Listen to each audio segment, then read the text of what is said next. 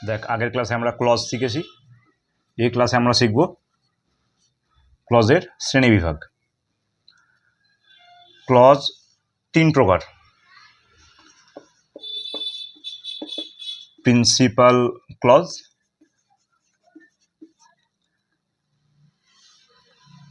Subordinate clause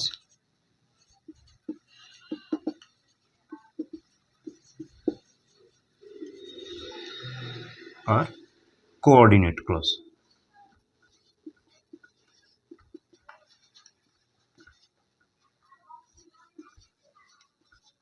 ঠিক আছে, principal ক্লজকে বলা হয়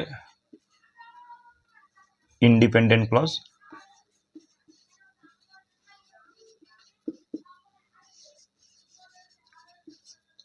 আর কোঅর্ডিনেট ক্লজকে বলা হয় ডিপেন্ডেন্ট ক্লজ।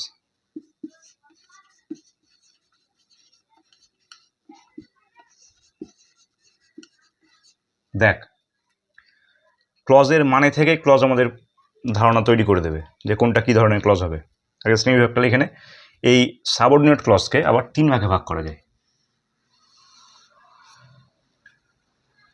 নাউন ক্লজ,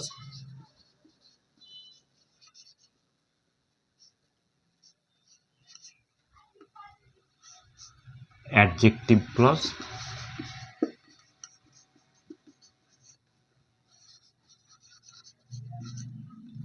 আর অ্যাডভার্ব ক্লজ বা অ্যাডভার্বিয়াল ক্লজ। হ্যাঁ,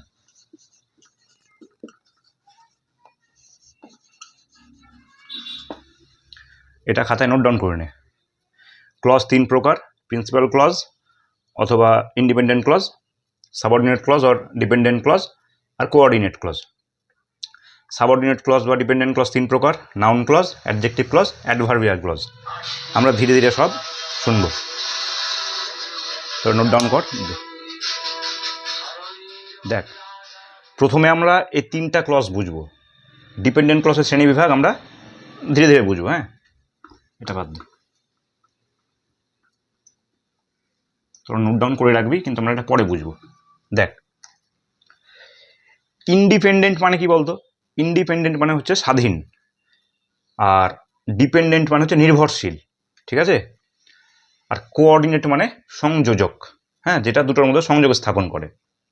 দেখ, তাহলে স্বাধীন, নির্ভরশীল, তার মানে এ নিশ্চয়ই কারো না কারোর উপর নির্ভরশীল থাকবে। বা ক্লজ মানে কি? ক্লজ মানে হচ্ছে পার্টস অফ এ সেন্টেন্স, মানে বাক্যাংশ। তাহলে এই ডিপেন্ডেন্ট ক্লজ, এই বাক্যাংশটা কার উপর নির্ভরশীল থাকবে? হ্যাঁ, আর ইন্ডিপেন্ডেন্ট মানে স্বাধীন, তাহলে এই ইন্ডিপেন্ডেন্ট ক্লজ বা স্বাধীন বাক্যাংশ যেটা, সেটা কারোর উপর নির্ভরশীল থাকবে না। দুটোই কিন্তু বাক্যাংশ, কিন্তু এটা নিজের স্বাধীনতা আছে, এর কিন্তু কোনো স্বাধীনতা নেই, এর ডিপেন্ডেন্ট অন্যের উপরে। হ্যাঁ, সাবঅর্ডিনেট মানে হচ্ছে অধীন। বোঝা গেল? আমি একটা বাক্য লিখছি, দেখ। ধর একটা বাক্য,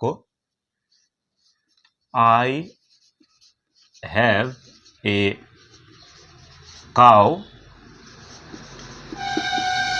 হুইচ ইজ রেড। এটা বাক্য, I have a cow which is red. দেখ, কি বললাম যে ইন্ডিপেন্ডেন্ট ক্লজ কার উপর নির্ভরশীল নয়, আর ডিপেন্ডেন্ট ক্লজ নির্ভরশীল। দেখ, এই বাক্যটার মধ্যে সর্বাধিক কতটা অংশ একা একা স্বাধীনভাবে উচ্চারিত হতে পারে, যার নিজস্ব অর্থ আছে? এইটুকু দেখ, এইটুকু খেয়াল কর। আই হ্যাভ এ কাউ, ঠিক আছে? এই কথাটুকু যদি আমি অন্য কোথাও লিখি যে আই হ্যাভ এ কাউ, এটা আলাদা একটা মানে আছে না, যে আমার একটি গরু আছে। এইটার মানে বোঝাতে কি এটার প্রয়োজন পড়ছে? পড়ছে না। আমরা যদি এটা নাও বলি, শুধু যদি বলি আই হ্যাভ এ কাউ, এইটুকুর কিন্তু একটা আলাদা মানে আছে এই বাক্যাংশের, বুঝতে পারলি? কিন্তু হুইচ ইজ রেড, আমরা যদি বলি যেটি হয় লাল, কোনো অর্থ প্রকাশ পাচ্ছে? কোনো অর্থই প্রকাশ পাচ্ছে না। মনে হচ্ছে যেন তার আগে কিছু একটা আছে বা পরে কিছু একটা আছে, তাই না? তার মানে এইটুকু বাক্যাংশ নিজের অর্থ বোঝানোর জন্য এটার উপর নির্ভরশীল, তাই কি না? কিন্তু এই বাক্যাংশটা কিন্তু এর উপর নির্ভরশীল নয়, বুঝতে পারলি? তাহলে প্রিন্সিপাল ক্লজ কোনটা? প্রিন্সিপাল ক্লজ হচ্ছে সেই ক্লজ বা সেই বাক্যাংশ যেটা কিনা নিজের অর্থ প্রকাশের জন্য অন্যের উপর নির্ভরশীল নয়, ডিপেন্ডেন্ট নয়। কিন্তু সাবঅর্ডিনেট ক্লজ বা ডিপেন্ডেন্ট ক্লজ অন্যের উপর নির্ভরশীল। বোঝা গেল? তাহলে আই হ্যাভ এ কাউ, যেহেতু এইটুকুর নিজস্ব একটা অর্থ আছে, তাহলে এটা হচ্ছে প্রিন্সিপাল ক্লজ। আর হুইচ ইজ রেড, এই যে বাক্যাংশ, এটার কিন্তু নিজস্ব অর্থ প্রকাশের ক্ষমতা নেই, ও নিজের অর্থ বোঝাতে গেলে ওকে অন্যের উপর নির্ভর করতে হচ্ছে, তাই এটা হচ্ছে সাবঅর্ডিনেট ক্লজ বা এসসি, বুঝতে পারলি, বা ডিপেন্ডেন্ট ক্লজ। বোঝা গেল? আমি তোদের আরও কয়েকটা উদাহরণ দিচ্ছি, তোদের এই ধারণাটা আস্তে আস্তে পরিষ্কার হয়ে যাবে। তোদের শর্ট ট্রিক্স আছে, তোদের আমি বলবো পরে, আগে এভাবে বোঝ। দেখ, বোর্ডে তোদের 4টে উদাহরণ লেখা আছে। আমি উদাহরণ লিখে তোদের ভিডিওটা করলাম এই কারণে, নাহলে ভিডিওটা লেন্দি হয়ে যাচ্ছে, আপলোড হতেও সময় লাগছে। তো 4টে উদাহরণ আগে মন দিয়ে পড়। I do not know where he lives, আমি জানি না কোথায় সে থাকে। ইট is known to all that the earth is round, এটা সকলেরই জানা যে পৃথিবী হয় গোলাকার। We bought a house but we again sold ইট, আমরা একটা বাড়ি কিনেছিলাম কিন্তু আমরা আবার সেটা বিক্রিও করে দিয়েছিলাম। Do you know the man who help me, তুমি কি সেই মানুষটাকে চেনো যে আমাকে সাহায্য করেছিল? বুঝতে পারি তো? দেখ এবার আগের মতোই দেখ কি বললাম, প্রিন্সিপাল ক্লজ হচ্ছে সেই ক্লজ যেটা নিজের অর্থ নিজে প্রকাশ করতে পারে, নিজের অর্থ প্রকাশের জন্য অন্যের বা অন্য ক্লজের উপর ডিপেন্ডেন্ট নয়। প্রথম বাক্যটাতে যেমন দেখ, আই ডু নট নো, আমি জানি না, এটার কিন্তু নিজস্ব মানে আছে। কিন্তু হোয়ার হি লিভস, যেখানে সে থাকে, আমরা যদি একটা বাক্য শুরু করি যেখানে সে থাকে, কেউ কিছু বুঝতে পারবে? কিছু বুঝতে পারবে না। তার মানে এ নিজের অর্থ প্রকাশের জন্য এর উপর নির্ভরশীল, তাহলে এটা হয়ে গেল ডিপেন্ডেন্ট ক্লজ। আর এ আই ডু নট নো, এই ক্লজটা নিজের অর্থ যেহেতু প্রকাশ করতে পারে, এটা হয়ে গেল প্রিন্সিপাল ক্লজ বা PC. It is known to all that the earth is round, it is known to all, এটা সবার জানা। দেখ এটুকু একটা আলাদা মানে আছে। কিন্তু যে পৃথিবী হয় গোলাকার, that the earth is round, যে পৃথিবী হয় গোলাকার, দেখ যে দিয়ে যখন শুরু করছি তার মানে এটার মনে হচ্ছে যে আগে বা পরে কিছু যেন আছে। হ্যাঁ, তাহলে এটাও এর উপর নির্ভরশীল, তাহলে এটা হয়ে গেল ডিসি বা এসসি, সাবঅর্ডিনেট ক্লজ, আর এটা হয়ে গেল পিসি। 3 নম্বর উদাহরণটা দেখ, উই বট এ হাউস আর উই এগেইন সোল্ড ইট, দুটোরই কিন্তু নিজস্ব স্বাধীন মানে আছে, যে আমরা একটা বাড়ি কিনেছিলাম, আমরা আবার বিক্রিও করে দিয়েছিলাম। মাঝখানে দেখ এই দুটো স্বাধীন ক্লজকে যোগ কে করেছে? বাট। এই বাটকে বলা হয় কোঅর্ডিনেটিং কনজাংশন। হ্যাঁ, তো যখন দুটো ক্লজ এই কোঅর্ডিনেটিং কনজাংশন দ্বারা যুক্ত হবে তখন সেটাকে আমরা বলবো কোঅর্ডিনেট ক্লজ। এবার কোনগুলো কোঅর্ডিনেটিং কনজাংশন আমি তোদের দেখাবো। এবার মেনলি আমাদের প্রিন্সিপাল ক্লজ আর সাবঅর্ডিনেট ক্লজ নিয়ে আলোচনা হবে। কোঅর্ডিনেট ক্লজ যেহেতু খুব একটা ইম্পর্টেন্ট নয়, গুরুত্বপূর্ণ অবশ্যই, ততটা ইম্পর্টেন্ট নয়, তাই এটা আমরা পরে আলোচনা করছি। হ্যাঁ, তাহলে শুধু মনে রাখবি যখন দুটো ক্লজ, স্বাধীন দুটো ক্লজ ওই কোঅর্ডিনেটিং কনজাংশন দিয়ে যুক্ত হবে তখন সেটাকে আমরা কোঅর্ডিনেট ক্লজ বলবো। এর পরের উদাহরণে চলে যায়, do you know the man who help me, এখানে দেখ do you know the man, এটার কিন্তু আলাদা মানে আছে। তুমি কি সেই মানুষটাকে চেনো, মানে আছে। কিন্তু হু হেল্প মি, যে আমাকে সাহায্য করেছিল, এটা আলাদা করে কখনোই মানে পরিষ্কার করছে না। যে আমাকে সাহায্য করেছিল, এরকম কোনো বাক্য হয় কি? হয় না। যখনই তুই কাউকে বলবি যে আমাকে সাহায্য করেছিল, তখন অপেক্ষা করবে যে তারপর হয়তো তুই কোনো একটা কথা বলবি, তাই না? তার মানে এরা হচ্ছে এটার উপর নির্ভরশীল। তাহলে এটা হয়ে গেল প্রিন্সিপাল ক্লজ, এটা হয়ে গেল সাবঅর্ডিনেট ক্লজ বা ডিপেন্ডেন্ট ক্লজ। বুঝতে পারলি? প্রিন্সিপাল ক্লজ, সাবঅর্ডিনেট ক্লজ আর কোঅর্ডিনেট ক্লজ, এটা কোঅর্ডিনেট ক্লজ। তো এর মানে এটা নয় যে সব সময় তোদের প্রিন্সিপাল ক্লজ শুরুতেই থাকবে আর ডিপেন্ডেন্ট ক্লজ শেষে থাকবে, এটা কিন্তু নয়। আমি তোদের পরে উদাহরণ দেবো, বুঝতে পারবি।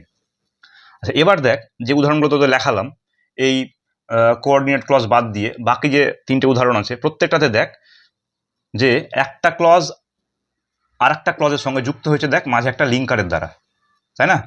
এখানে দেখ, এখানে হোয়ার লিঙ্কার ছিল, এখানে দেখ এর সাথে যুক্ত হয়েছে দ্যাট লিঙ্কার দিয়ে, এখানে দেখ এটা আর এই দুটো ক্লজ যুক্ত হয়েছে হু লিঙ্কার দিয়ে, তাই না? তার মানে যদি আমরা লিঙ্কারগুলোকে মনে রাখতে পারি যে কোন লিঙ্কারের মাধ্যমে ডিপেন্ডেন্ট ক্লজ যুক্ত হচ্ছে, তাহলে কিন্তু ক্লজটা তোদের কাছে সহজ হয়ে যাবে। এবার তোরা লিঙ্কারগুলো নোট ডাউন করে নে, হ্যাঁ, যে কোন কোন লিঙ্কারের মাধ্যমে আমরা বুঝতে পারবো। কিন্তু প্রথমে তোরা এভাবেই চেষ্টা করবি বোঝার। দেখ লিঙ্কারগুলো হচ্ছে WH ওয়ার্ডস। WH মানে কি? ওই হু, হোয়াট, হুম, হুইচ, হোয়ার, এগুলো। হ্যাঁ, আমি আরও একটা উদাহরণ দিয়ে বোঝাচ্ছি। তারপর অ্যাজ,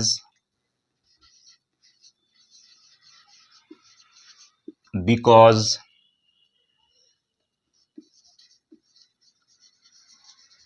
দো,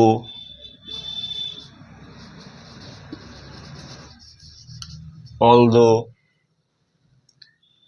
ইফ,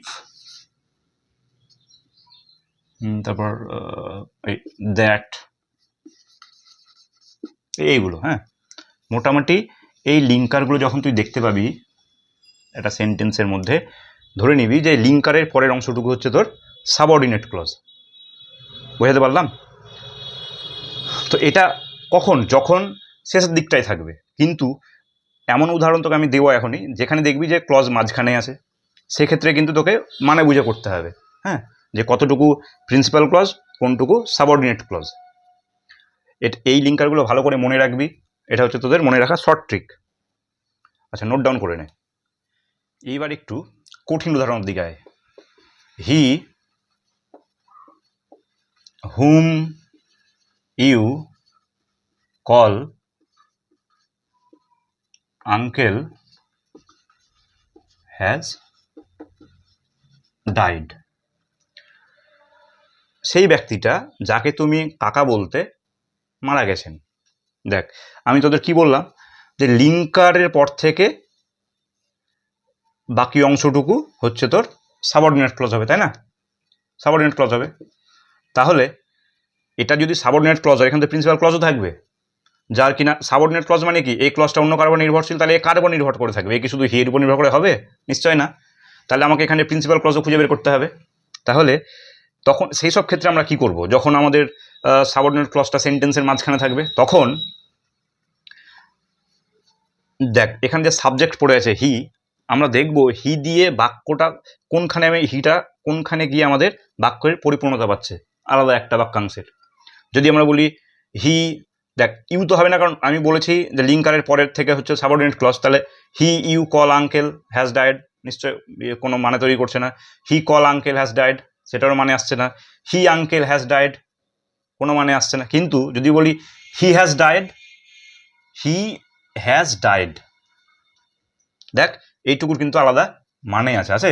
হি হ্যাজ ডাইড আমরা বলতেই পারি সে মারা গেছে বা তিনি মারা গেছেন। যদি আমরা লিখি হি হ্যাজ ডাইড, দেখ এইটুকুর কিন্তু আলাদা মানে আছে। কিন্তু যদি he you call uncle has died, কোনো মানে নাই। He call uncle has died, he uncle has died, কোনো মানে আসছে না। কিন্তু যখনই আমরা বলছি হি হ্যাজ ডাইড, তখন দেখ এইটুকুর আলাদা মানে চলে এসছে, তাহলে এটা প্রিন্সিপাল ক্লজ। তাহলে বাকি যেটুকু পড়ে থাকলো হুম ইউ কল আঙ্কেল, সেটা সাবঅর্ডিনেট ক্লজ। বুঝতে পারলি? সুতরাং এটা ভাবিস না যে তোদের প্রিন্সিপাল ক্লজ সবসময় আগেই থাকবে আর শেষের দিকেই থাকবে তোর সাবঅর্ডিনেট ক্লজ। তোকে এগুলো মানে বুঝে বুঝতে হবে। বুঝতে পারলি? অতটা জটিলও নয়। তো যখনই তোর এরকম থাকবে তোকে বুঝে। আর একটা উদাহরণ দেখ, আর একটা সহজ উদাহরণ দেখ, যে ধর একটা বাক্য আমরা লিখছি, রবীন্দ্রনাথ ট্যাগোর, রবীন্দ্রনাথ শুধু লিখছি, Rabindranath was a great poet, he wrote Gitanjali. Rabindranath was a great poet, he wrote Gitanjali. এটাকে তোদের জয়নিং করতে বললো। ধর এবার জয়নিং আমরা দুইভাবে হবে।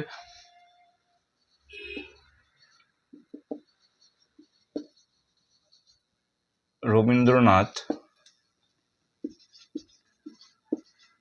who was a great poet wrote Gitanjali. R Rabindranath was a great poet who wrote Gitanjali. দেখ আমরা দুইভাবে জয়নিং করতে পারি এটার। আগে পরের উদাহরণটায় দেখ, Rabindranath was a great poet, এইটুকু দেখ এটা আমরা দেখতেই পারি এটা স্বাধীন, এটা আলাদা মানেই আছে, রবীন্দ্রনাথ একজন মহান কবি। কিন্তু হু রোট গীতাঞ্জলি, যে গীতাঞ্জলি লিখেছে, দেখ মনে হচ্ছে আগে কিছু আছে, মানে এটা এর উপর নির্ভরশীল। তাহলে এটা হচ্ছে তোর সাবঅর্ডিনেট ক্লজ, আর এটা হচ্ছে প্রিন্সিপাল ক্লজ। একই জিনিস আমি এটা এখানে অন্যভাবে লিখেছি, দেখ এটা আগে নিয়ে এসেছি। রবীন্দ্রনাথ হু ওয়াজ এ গ্রেট পোয়েট রোজ গীতাঞ্জলি, এখানে দেখ এখানে লিঙ্কারের সাথে এইটুকু জড়িত আছে, তাই না? এখানে আমরা রবীন্দ্রনাথ রোড গীতাঞ্জলি, এইটুকু হবে আমাদের প্রিন্সিপাল ক্লজ, কারণ এটা আলাদা মানে আছে, রবীন্দ্রনাথ রোড গীতাঞ্জলি। কিন্তু হু ওয়াজ এ গ্রেট পোয়েট, যে হয় মহান কবি, দেখ মনে হচ্ছে না যে এইটুকু বাক্য অসম্পূর্ণ আছে, কারোর উপর নির্ভরশীল, এটা কারোর জন্য অপেক্ষা করছে আরও বাক্যটা কমপ্লিট করার জন্য। তাহলে এখানে এইটুকু হচ্ছে তোর এর উপর নির্ভরশীল, তাই এটা হচ্ছে সাবঅর্ডিনেট ক্লজ। আর এই রবীন্দ্রনাথ রোড গীতাঞ্জলি এটা হচ্ছে তোর প্রিন্সিপাল ক্লজ। বুঝতে পারলি? একই জিনিস, যেহেতু লিঙ্কার এখানে ছিল তাই এটা সাবঅর্ডিনেট ক্লজ, এখানে লিঙ্কার শেষে ছিল তাই এটা সাবঅর্ডিনেট ক্লজ। বুঝতে পারলি? Principal clause, subordinate clause. বুঝতে না পারলে আমাকে জানাস। আর তোদের প্রত্যেকের গ্রামার বই আছে, গ্রামার বই ফলো করবি, আরও উদাহরণ দেখবি, তোদের ধারণা আরও ক্লিয়ার হবে। আচ্ছা, এবার তোদের ওই কোঅর্ডিনেট ক্লজটা, সাবঅর্ডিনেটের শ্রেণী বিভাগ আছে, আমরা নেক্সট ক্লাসে করব। কোঅর্ডিনেট ক্লজ কি বললাম, যে কোঅর্ডিনেট ক্লজ ওই কোঅর্ডিনেটিং কনজাংশন যারা যুক্ত হয়। হ্যাঁ, তো কোঅর্ডিনেটিং কনজাংশন কি কি? দেখ, কোঅর্ডিনেটিং কনজাংশনগুলো হলো ফর অ্যান্ড, নর, বাট, অর, ইয়েট, আর হচ্ছে তো শো। আমি কেন এইভাবে লিখলাম দেখ, প্রথমটা হচ্ছে F A N B O Y S, fan boys. আমরা যদি এইটুকু মনে রাখতে পারি, তাহলে এগুলো তো মনে রাখতে হবে না, এটা দিয়ে মনে থাকবে তোর প্রত্যেকটা প্রথম অক্ষর। দেখ, ফ্যান বয়েজ মনে রাখবি যে এগুলো হচ্ছে কোঅর্ডিনেটিং কনজাংশন, মানে যদি ক্লজের মধ্যে এগুলো থাকে তাহলে সেটা হচ্ছে তোর কোঅর্ডিনেট ক্লজ। দেখ, এফ দিয়ে ফর, এ দিয়ে অ্যান্ড, এন দিয়ে নর, বি দিয়ে বাট, ও দিয়ে অর, ওয়াই দিয়ে ইয়েট, এস দিয়ে শো। তাহলে যখনই দেখবো যে কোনো ক্লজের মধ্যে এগুলো আছে, দুটো ক্লজের মধ্যে, তার মানে সেটা হচ্ছে তোর কোঅর্ডিনেট ক্লজ। বুঝতে পারলি? যেমন ধর, he is poor but honest, এটার বাক্য দেখ, he is poor but honest. হ্যাঁ, দেখ এখানে কিন্তু হি ইজ না, এটা কিন্তু উজ্জ, তোকে এটা বুঝে নিতে হবে যে সে হয় গরিব কিন্তু সৎ, মানে কিন্তু সে হয় সৎ। আমি হি ইজ অনেস্ট লিখলাম না, তাহলে দেখ এটা লিঙ্ক যোগ করেছে, এটা কোঅর্ডিনেটিং কনজাংশন। তাহলে এটা হচ্ছে তোর কোন ক্লজ? এটা হচ্ছে তোর কোঅর্ডিনেট ক্লজ। বা ডু অর ডাই, করো অথবা মরো। যদি মানো বুঝতে না পারিস, দেখে নিবি এখানে অর আছে, অরটা কি? এই কোঅর্ডিনেটিং কনজাংশন, তাহলে এটা হচ্ছে তোর কোঅর্ডিনেট ক্লজ। যখনই দেখবি এই কোঅর্ডিনেটিং কনজাংশনগুলো আছে তখন সেটা হয়ে যাবে কোঅর্ডিনেট ক্লজ। বুঝাতে পারলাম? তো এর পরের ক্লাসে তোদের আমি সাবঅর্ডিনেট ক্লজের শ্রেণীবিভাগগুলো করাবো। আর আজকে যেটুকু করালাম তার ভেতরে কোনো জায়গায় কিছু বুঝতে অসুবিধা থাকলে আমাকে জানাস। আর যার কাছে যে গ্রামার বই আছে সেখানে তোরা ক্লজের অধ্যায়টা বের করবি, যে উদাহরণগুলো আছে উদাহরণগুলো ভালো করে দেখবি, ধারণাটা আস্তে আস্তে একদম পরিষ্কার হয়ে যাবে। চল, আজকের মতো এটুকুই।